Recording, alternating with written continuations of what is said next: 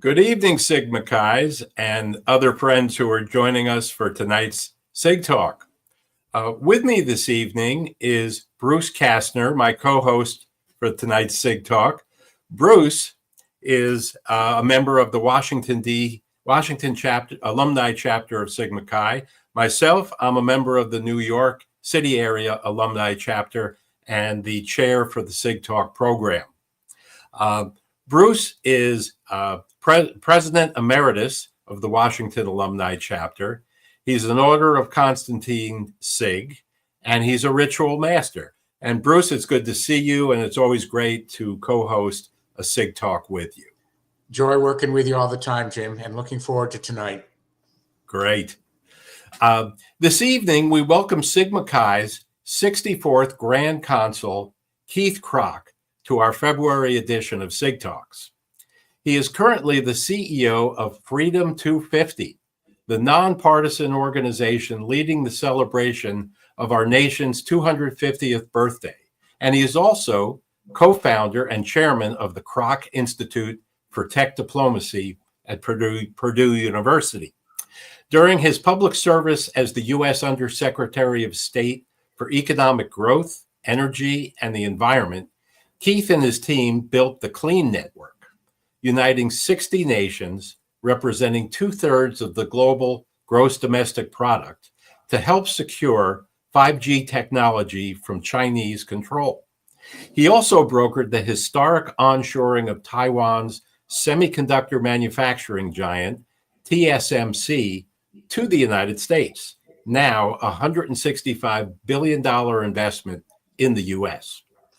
In the private sector, Keith was chairman and CEO of DocuSign, co-founder, chairman, and CEO of business-to-business e-commerce giant Ariba, and the youngest ever vice president at the General Motors Corporation. Keith was honored with the Merchant Manufacturing Medal in 2025. That's the nation's highest manufacturing honor, recognizing his $4.5 trillion global productivity impact. Keith was initiated as a Sigma Chi at the Delta Delta chapter while studying industrial engineering at Purdue University. He later served Purdue as chairman of their board of trustees. Keith also holds an MBA from the Harvard University Business School. This will be an encore appearance for Keith as a Sig Talk guest and speaker. In 2022, he addressed our audience on the complex geopolitical dynamics among the United States, Taiwan, and the Chinese Communist Party, an arena in which his expertise is highly regarded and recognized. We'll talk about tech diplomacy today, as well as Freedom 250. As Freedom 250, the celebration of America's independence. So welcome back to Sig Talks, Brother Krach. Thank you so much, Coop. It's great to be with my Sigma Chi brothers. I really appreciate it. Well, we thank you for being here, and I know the audience is going to enjoy tonight's talk. I'm going to start the questioning. Since we last talked, you've been named CEO of Freedom 250. What is Freedom 250, and why is it such an important moment for the country? Well, you know, the 250th anniversary of American independence is a once-in-a-generation moment. So this milestone is more than a birthday party. You know, I really look at it as a reflection point on who we are, where we've been, and most importantly, where we're going to kick off for the next 250 years. The president pledged the American people that our nation's 250th birthday would be celebrated in a way worthy of our history, our values, and our future. So to help realize that vision at national scale, the president launched Freedom 250, and it's a nonpartisan organization created to lead this historic effort. So it's an honor to be named the CEO, you know, and Freedom 250 exists for one simple reason, and that is to bring Americans together to celebrate what we call the triumph of the American spirit, the courage, the innovation, generosity, and freedom that define us, who we are as a nation. So this isn't just about marketing time. It's about honoring 250 years of extraordinary achievement and inspiring the next 250 years of opportunity. And, Coop, look, I'm just a guy from Rocky River, Ohio. I've been blessed with the American dream. When your country calls you to do something like this, you just can't say no. Well, Keith, given your string of leadership successes, it comes as no surprise that you would be tapped to take the lead in such an important nationwide initiative.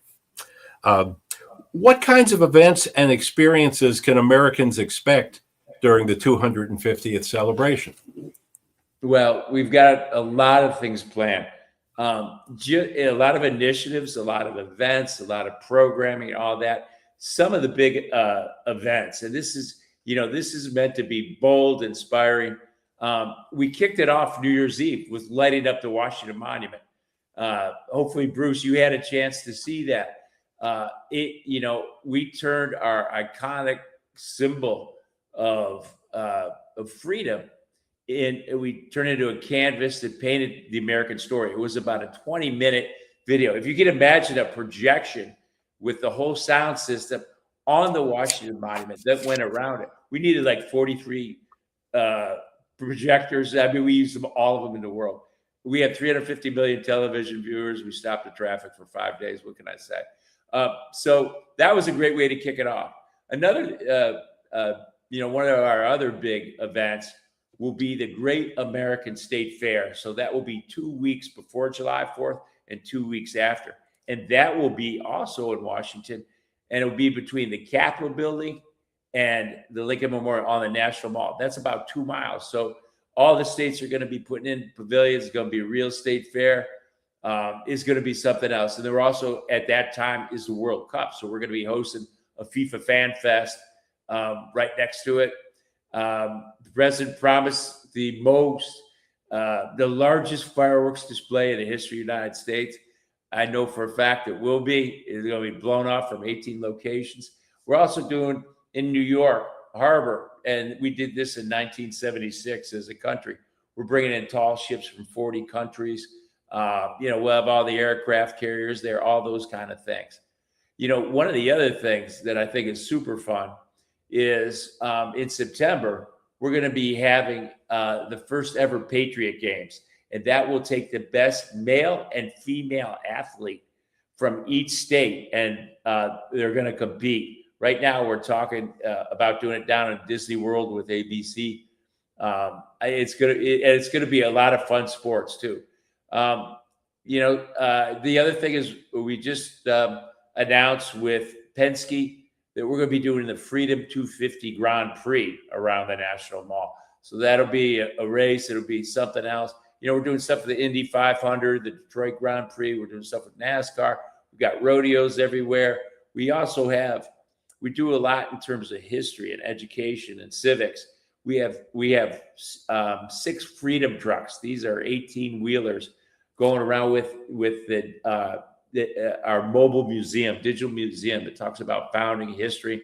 On Monday, I'm going to launch the Freedom Plane. Boeing dedicated a plane. We're going to be flying our country's artifacts around a bunch of different cities. So we've got all kinds of stuff planned. I mean, that doesn't even include a lot of the things that we're doing with our different federal agencies, with state governments.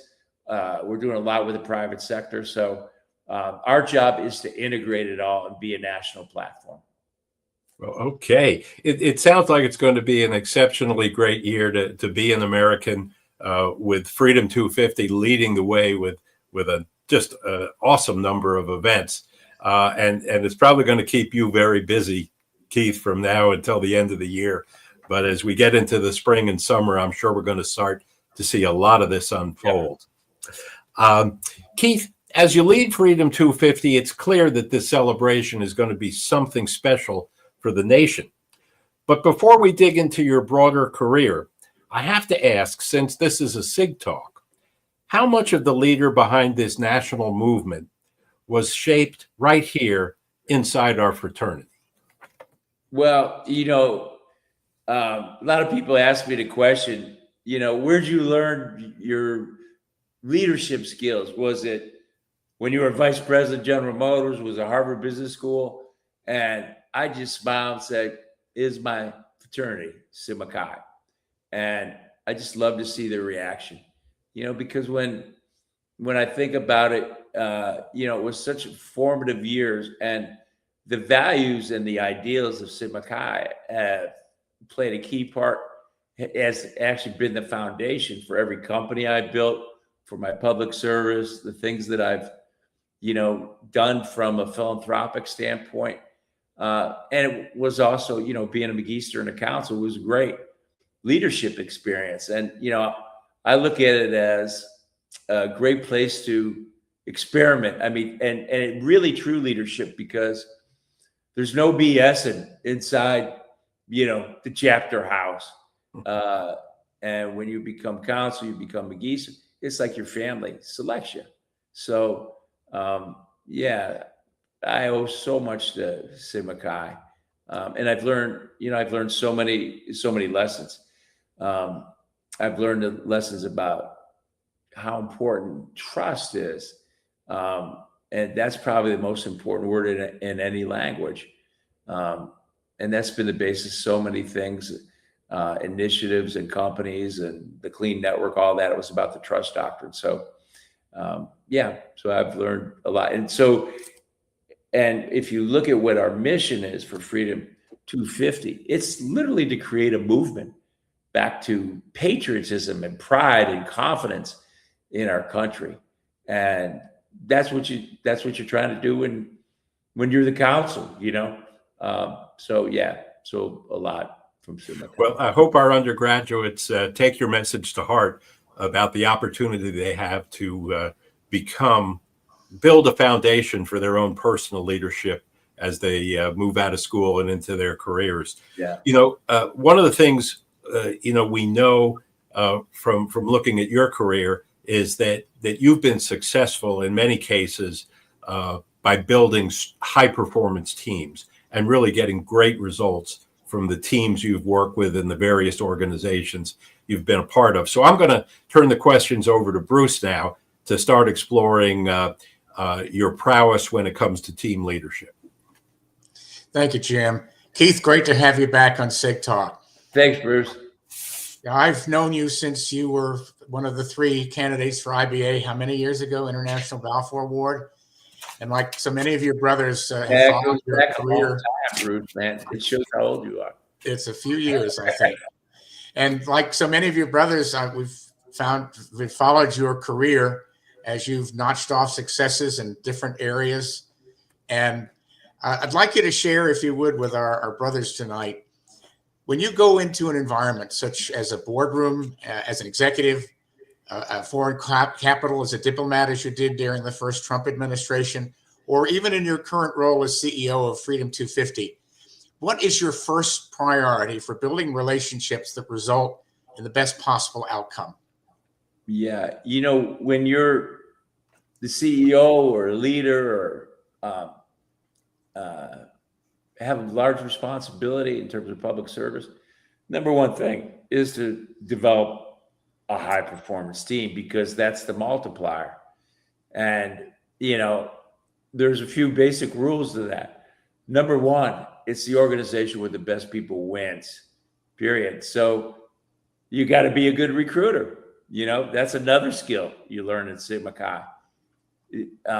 But the multiplier is getting everybody to work together as a team, because that's the 1 + 1 + 1 = 1,000. And, in order to do that, I always look at it, you need 3 things. You need a noble cause, you need a plan, and you also need an enemy, because the enemy stops the water cooler talk. And I always say, to companies or guys, talk, if you don't have an enemy, make one up. And it's hard to find an enemy in Freedom 250. I reckon it's authoritarian regimes that want to take away our freedom. So, the other, and with every company I've built, every initiative, everything in the State Department, we always had a playbook. And that's the vision, the mission, the values, the team rules, the long-term goals, the strategy, and all boils down to execution. and to get alignment of that team. So if I look at, for example, when we built Ariba, we invented business-to-business electronic commerce. There's $7 trillion worth of electronic commerce per year now. And we were growing, we were doubling revenue and the population of the company 12 quarters in a row. And so when you're growing that fast and you're doing acquisitions, how do you keep everybody aligned? It's that basic playbook. And by the way, those values that have been in every playbook are Sigma Chi values. I mean, it's courage, it's integrity, it's definitely high ambition. You know, we don't say courtesy, we say respect, but it's all that. Yeah, so, and, you know, if I look at all these initiatives, they're always challenging the status quo. And what that's about is transformational leadership. And that's what we try to teach at the Krach Transformational Leaders Workshop every year. Because nobody wants to be a status quo manager. And so challenging that status quo by building a high performance team that can inspire, mobilize, and energize this great team of people to leave a long lasting and impact for the world. So that's kind of how I look at it. But, you know, we were talking about a talk I gave at workshop about my 95-year-old mom who passed, Mama Krach. And, you know, she would always say a bunch of things. First of all, the most important things in life aren't written in a book, but she would always encourage me to jump in water over my head. So it's like, take that risk. And I've been taking risks my whole life. And I think sometimes the biggest risk of all is not taking a risk at all. You know, you've opened up another interesting line of conversation. You've often talked about the adrenaline rush of being in over your head. You faced and overcome a whole lot of challenges in your career. How do you manage the fear that comes with high stakes risk? And how do you teach a team to embrace failure when that becomes a part of the mix of the business? Yeah, well, you can't teach it. You just got to encourage people to jump in. And, you know, you learn the most from your failures. You know, and also I think another factor, my mom would always say the best way to learn is OPE, other people's experience. Learn from other people's mistakes. And she would say, you got plenty of time to make your own. But that's when you learn the most. So to go into a high risk situation, and by the way, the higher the risk, the higher the reward. So you're going to have a reward or you're going to learn a lot. So either way, and you know, I've been doing that my whole life, going outside my comfort zone, and it has become an adrenaline rush. And after a while, it becomes addicting.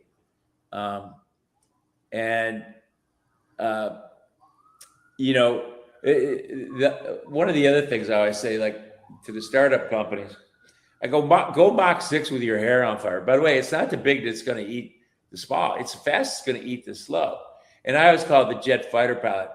I say, guys, we're just going to go as fast as we can. And we're either going to achieve escape velocity and hit the moon, or we're going to crash and burn really fast, but let's get it over with. In your career, you've built what they call category kings. That is industry-defining entities like Ariba and DocuSign. What's the secret to building a company like those that become global standards? Yeah. Well, you know, particularly in Silicon Valley, the objective of the game is to be the category king, because the category king gets 80% of the market resources and 80% of the market cap, the valuation. Players 2, 3, 4, you know, they get steak knives. And so how do you build a category king? You know, well, I always say one of the first things you do is you create the category and you name it. And if you name it, you're the only one there. And if you're the only one there, you're the leader. Now that sounds pretty simple. You got to do a lot of other things.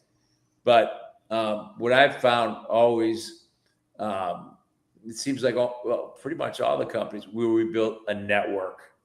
And a network, the power of the network is the number of members squared. You know, if you look at the Ariba network, that's what does $7 trillion worth of commerce everywhere.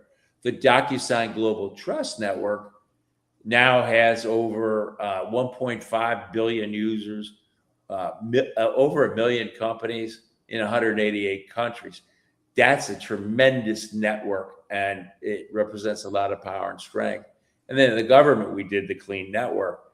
As Coop was talking about, defeated China's master plan to control 5G. At the Krach Institute now, we've taken that concept and expanded that to the Global Trusted Tech Network, and we apply that to all technologies, because technology really, it must advance freedom.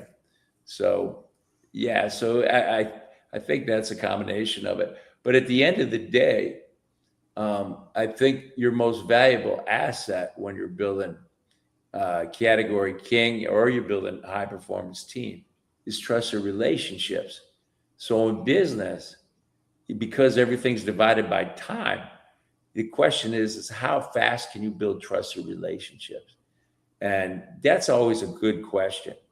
What I found is the secret is not to be afraid to be vulnerable. So can you build a trusted relationship over lunch? And what I found out, if you're vulnerable, the chance about 95% of the time, the others will reciprocate in kind. And when both people are vulnerable, it forms a bond. So here again, that's kind of jumping in over your head, and to be able to do that. And a self-deprecating sense of humor, kind of help. I mean, my dad always used to say, mock yourself out before anybody else mocks you out. And I got a lot of material, so I do it all the time. Thanks, Keith. Jim, back to you. Okay, thanks, Bruce. Before I ask Keith the next question, something I had failed to mention in the introduction, anyone in our Sig Talk audience who has a question for Keith that we can pose to him when we're done with our interview of him, take a look at the comment section on the top right side of your screen, and you can click there and enter a question, which hopefully we'll have time for Keith to respond to a little later. Keith, speaking of setting a global standard with networks, you led the creation of the Clean Network, the major semiconductor onshoring efforts as Undersecretary of State. Could you tell us a little more about what the Clean Network is, and how did your private sector experience translate into your abilities in economic diplomacy? Sure. In diplomacy, relationships and moral clarity matter enormously, just like they do in business. When we built the Clean Network and united those 60 nations and 2/3 of the world's global GDP, all those telcos and companies, it wasn't about coercion. It was about shared democratic values. And those are, it reflects Sigma Chi's pillars of justice, standing in firm defense of freedom and integrity. Obviously, it reflects friendship as well, in terms of bringing in all the alliances. Back in 2020, we had, number of critical missions, but I would say two of the biggest ones. The first one was it looked like China was going to master plan to control 5G, was going to take over the world. Their most powerful company, Huawei, looked like they were going to run away with that. And that's when we formed the Clean Network and came up with the trust doctrine. The other thing, national security initiative, is the most important industry. We looked around, there was not one semiconductor company in the world that was going to build manufacturing capabilities in the United States. And I know I talked to all of them, Intel, Micron, Samsung, all these guys. And that's when we said, hey, if we get TSMC to come on board, we'll be able to, the rest will follow. They'll bring in an ecosystem of suppliers, because there's a clustering effect in the semiconductor industry. And from the time I called up the chairman until they announced, it was 2 weeks, but it was that even amazed me. But there was a $4 billion difference in what that level of investment would be for that $12 billion onshoring, and then it'd be $150 billion. And so I said, we're going to do everything in our power. You're just going to have to trust us, because it's literally going to take an act of Congress. And we were able to get that bill passed, which now $600 billion of investment in the United States and jobs in the most important industry was a result of that.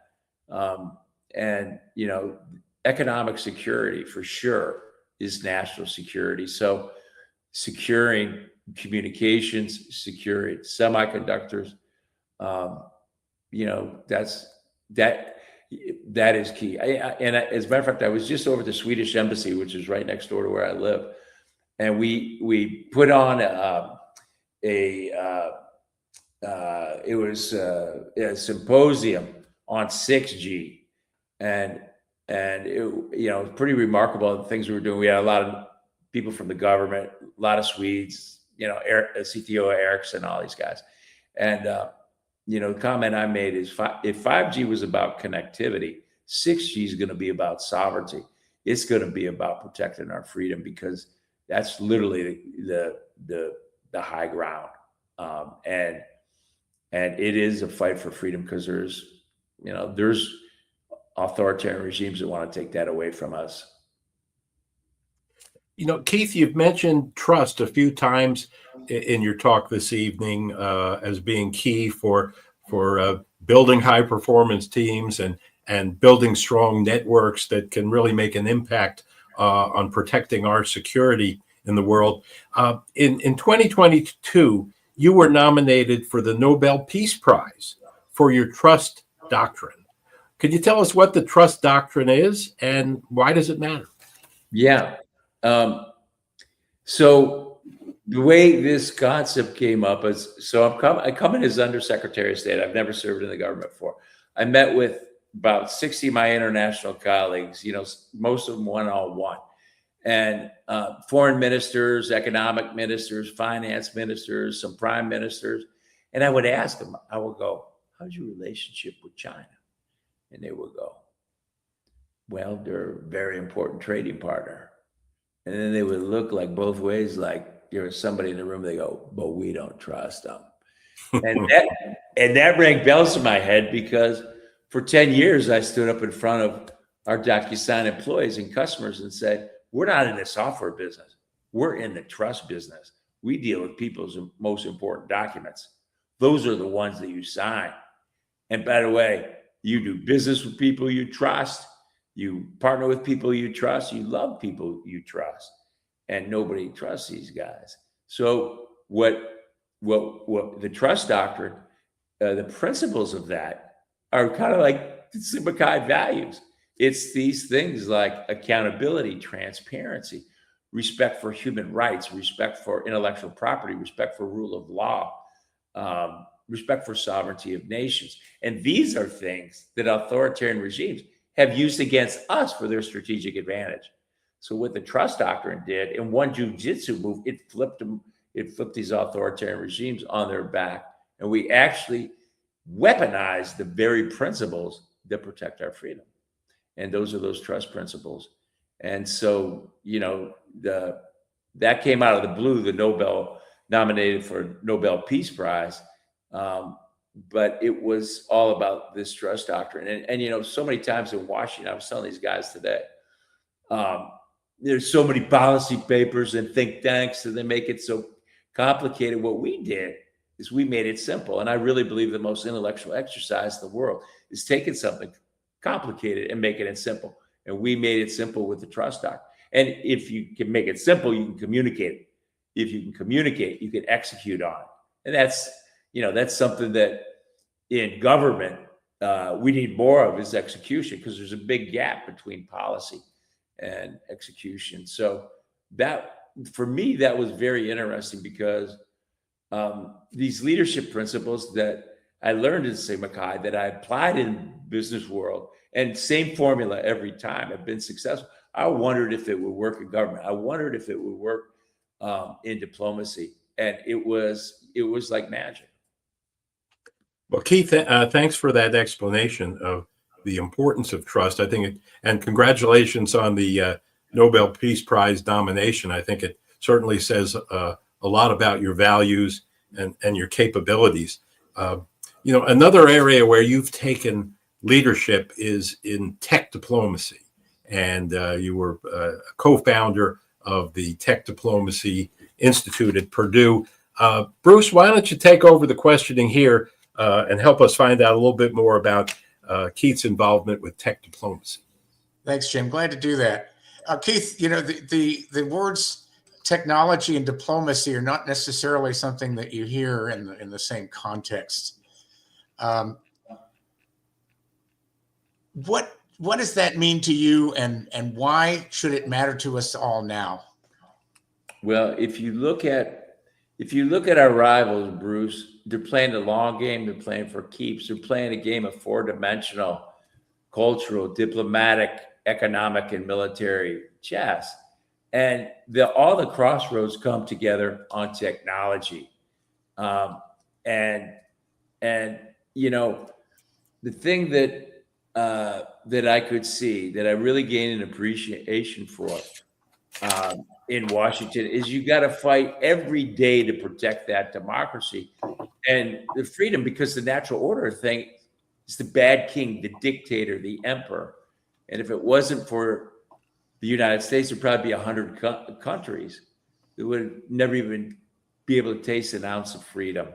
And that's how it's been historically, pre 250 years.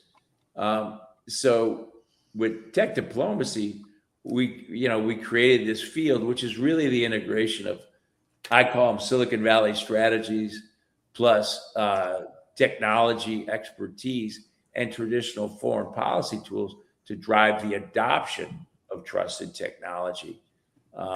And so we've extended that, to all of these emerging technologies that are so critical. So not just semiconductors and 5G and 6G, but biotech, for example. I mean, things that are going on in the aviation world.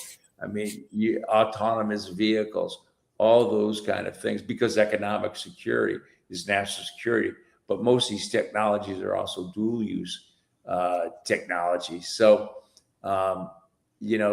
that's that. So at the Krach Institute, we teach the State Department, the Commerce Department. We train a lot of foreign ministries, those kind of things. But it's also building a bridge between the private sector and the public sector, because I believe that's where there's so much opportunity. I wish I would have served in government earlier in my career, because I learned so much that can be applied. And as I was building these companies, I could have leveraged the United States government much more than we ever did. So anyway, for any of the young guys, I'll tell you, if you ever get a chance to go serve your country, do it. Actually, if you're an old guy like me, do it. It's never too late. And, one of the things when I got tapped to run U.S. economic diplomacy, I'm like going, I don't know, this life out in Silicon Valley is pretty nice. But it's pretty nice. But I've lived the American dream, so to have a chance to pay back the country meant everything. But the question was, can I make a difference? And man, I learned you can make a difference. I mean, I'd have never dreamed we would be able to do the things that we've done. And what we learned in the private sector is a superpower that they don't teach you at the Commerce Department, State Department, or Trade or Treasury, even DOD. And so the other thing I really believe in is, democracy requires participation. That's how our founders set up our country. So go out there and participate, and whatever you can. And I thank the career guys every day for their service. It was funny, because when I would do that, they'd be like, wow. I go, doesn't everybody always thank you guys? Like, when you thank guys who are serving in the military? No. I go, wow, it should be. So anyway, I'm a big fan. Keith, you've described Freedom 250 as a movement not just a moment. It's a great soundbite. I love it. Why do you feel that it's so critical right now to ensure the technology and this U.S. anniversary advances freedom rather than retreats from it? Well, go back to the words of Ben Franklin when he walked out of that constitutional convention and was asked what kind of government we created. His answer was pretty simple. He said, a republic, if you can keep it. And that is really the challenge in front of us. And, the founders, they didn't include the pursuit of happiness as a vague promise or a government guarantee. They built a system designed to protect freedom so individuals can strive, build, and innovate and flourish. If I look back on my career, whether it was on a factory floor in Detroit or in New York in the capital markets or Silicon Valley or public service, I learned one practical, enduring lesson, and that is freedom matters. Because when you have freedom, you have innovation. When you have innovation, you have prosperity. And when you have prosperity, well, then you have a chance for stability and peace. So, I think, so if I look at this movement, it is about to bring back that confidence and cherish our God-given freedoms and build on what we call, a golden age of opportunity for the next 250 years. And America's story has been one of resilience and renewal. So 250, and just look back, it's to launch forward. And that's why we invite every American to be part of it. That our goal is to capture every American and participate in this, because it really does matter. And at the end of the day, I think we do these things for our children and our children's children. And now, I've got 5 children. My boys are 6, and I've got 5 grandchildren, another one on the way. And I want these guys to be able to live the American dream like I had the opportunity to. Keith, as you lead Freedom 250 this year and continue your work with the Krach Institute for Tech Diplomacy, you focused heavily on the intersection of innovation and liberty. Tell us in your own words why it's so critical right now to ensure the technology advances freedom rather than tyranny. Well, President Reagan once said, freedom is never more than a generation away from extinction. We didn't pass it on to our children in the bloodstream. It must be fought for, protected, and handed for them to do the same. And you could see how fragile it was. You could see the Russian invasion of the Ukraine. I mean, it really crystallized how fragile freedom is. I mean, it's so many people dying over there. And, one of the other places I just got back from, I'm chairman of U.S.-Taiwan Business Council over in Taiwan. And these guys are under threat every single day. They are unbelievably resilient, and their freedom could be taken away just like that. And sometimes I think we take it for granted here in the U.S., and sometimes we look at it as an entitlement. And if you talk to people who are first generation Americans who come over here, I'll tell you, those are the most patriotic ones. Because they really appreciate it, especially if they came from a place where there wasn't freedom. And sometimes even if there is some kind of freedom over there. So, just like Franklin said, man, we have to keep it. Thank you, Keith. Jim, back to you. Keith, just in starting to wrap up here, one of my Alpha Chi alumni brothers is having trouble with the technology getting his question out to you, but he did send me something on my messages on my cell phone. So I do have one question for you that came from the audience, and that was, if you go to the Freedom 250 website homepage.